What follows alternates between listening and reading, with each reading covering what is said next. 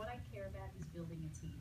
So I want everyone in that room to sign on. So I will say to her, Susie, did you have a good time tonight? She said, oh, I had a great time. So what inspired you about the business opportunity?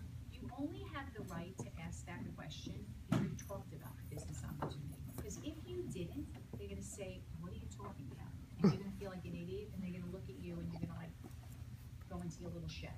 So you have to do what I did in some capacity, whether it's the booking and recruiting slide, whether it's the envelopes that Laura Polito uses, the tickets, whatever you use, you have to somehow get out the information about the business. So when they come up to you and you say, so what inspired you about the business, they're going to tell you.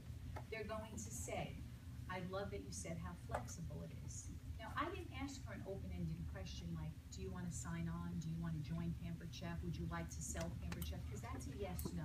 I want to find out a little bit more about her. That's why you want to ask what interests you, what inspired you. She's going to say, I love the flexibility. They will always say something. When I went that night with Jillian, that's what blew me away. Everyone said something because she did what you just saw. She uses a recruiting hour. She used the tickets, whatever vehicle you use. So she'll say to me, well, I love the flexibility. Do you work? You want to find out a little bit about her. You want to get her talking. Well, yes, I actually work at Target. Can you see yourself doing this, once, twice a week? What would work for you? Well, I probably could do this twice a week. So let me ask you this. Would you be open for me coming and doing a show just like you saw here tonight? It would be your grand opening. I would come and do it for you. You would get the commission, all the free products, and all the bookings that night. How does that sound?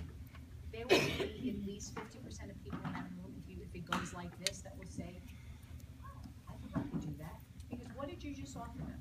You offered to come and do the show, give them the commission, so the kid is basically paid for, and they're going to get all the products. So they're going to say to you at that point, I would do that. I then open up my date book, and I find a date for their grand opening, preferably within the next 2 weeks. I don't want to sign them on right then and there, because their 30 days is going to start ticking. So I don't want that to happen if they're just going to sign on, if their show's not for 2 weeks. I don't let them know that. I take all their information from them, and I say I'm going to sign you on, but we're not going to activate your commitment until we get closer to your show, because I don't want you 30 days to start ticking. So I take all that information from them, and then I will usually call them, like probably a week before their show, and I'll say, we're going to sign you on, and I walk them through it on the computer. But they think that they're signed on, it's just not activated yet. Because you know what happens if you say to someone, I'm going to call you in 2 weeks, and we'll sign you on. What happens at that point? Their husband talked them out of it, their mother, their best friend. You want them to believe they're signed on. So I give them a host packet, I give them a little information about the business, we pick a date, and they're ready to go. So I take that information from them then, but I don't technically have them sign on at that point, because I don't want the 30 days to start ticking. I mean, I could be not a nice person and say we're going to sign on now and not care whether or not they're earning their bonus, but I want them to earn their bonus. I want them to get excited. I want them to get that 50% kit rebate back. So why would I let them sign on 2 weeks before their first show is actually going to happen? Right. So right then and there, I took their information. They believe they've signed on. They're excited. I hear them go back and they're like, I just signed on to something which I've saved, April 22nd. It's going to be my grand opening show. They're excited. So you don't have them sign the piece I of do not. It's just not data. You just I do not. I take all their information, credit card, everything, and then a week later, a week before their show, so they have their product to play with, I then call them up on the phone and we'll walk it through together. Now, with the 4 shows that they require, they put in. That's something different. That's the 72-hour call that I do with them. I don't know if any of you haven't heard. It's the Kathy Pocazella 72-hour Strong Start. The moment that I signed them on, or they thought that I signed them on, I call them within 24 hours and I say to them, Susie, are you around tomorrow? What's a good time for us to talk? I'm just going to need about 45 minutes. Well, can you call me Saturday? Can you call me Thursday? I schedule an appointment with them. On that call is when I coach them to what they're going to do next. And that's a whole other training. That's, I want you to book 8 shows, finding out their why. Even if they don't want to do 8 shows, the words that I say to them is you want to book 8 because 1 may cancel, 1 may flop. So even if 8 does happen, the worst thing that's going to happen at the end of the month is you're going to have a huge paycheck, and you may say, Sharon, I love this $1,000, really help my family, I want to do 8 shows a month. Or you may say, you know what, this was a little too much for me, I want to do 5 shows a month, and we'll cut that. least I got you off to a strong start. So the worst thing that's gonna happen when you do 8 shows is you're gonna gain the skills and the confidence to be successful. And that's my goal. I wanna give you the skills and the confidence. And that's what doing 2 shows a week in your first 30 days is gonna do.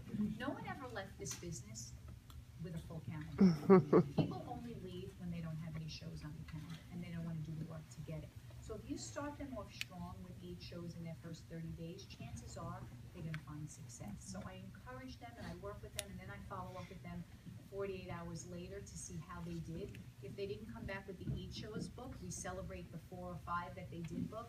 Great job, I'm so proud of you. I know you can get 3 more. We go over the Franks list, you know, we cross-sell the Franks list, who else do you know? And we work with them to get the 8. Do they all get the 8? No, but maybe they came shy and they get 6 or 7. I'm okay with that. Well, you're just giving them a number to shoot for. I give them a number. They come in a little low, you know, whatever. They tried their hardest. I encourage them with that. So that's how I sign them on at the show. And then the other thing with the full service checkout, you know, not everyone is going to say yes, like Susie did. What I'll say to them is, so what inspired you about the business? Well, everything, it sounded great, but it's just not for me. Would you mind if I asked you why? Well, I could never do what you do. How many people say that to you, right?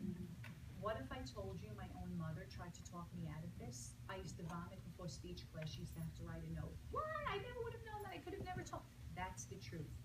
I put my hand on theirs. Why people don't want to do this is not because they don't want to do this. It's because they don't believe that they could find success and be good at it. People are just afraid.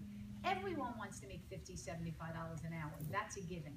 They just don't know that they could do it. Maybe they've tried a direct sell business before and they failed at it. They're afraid.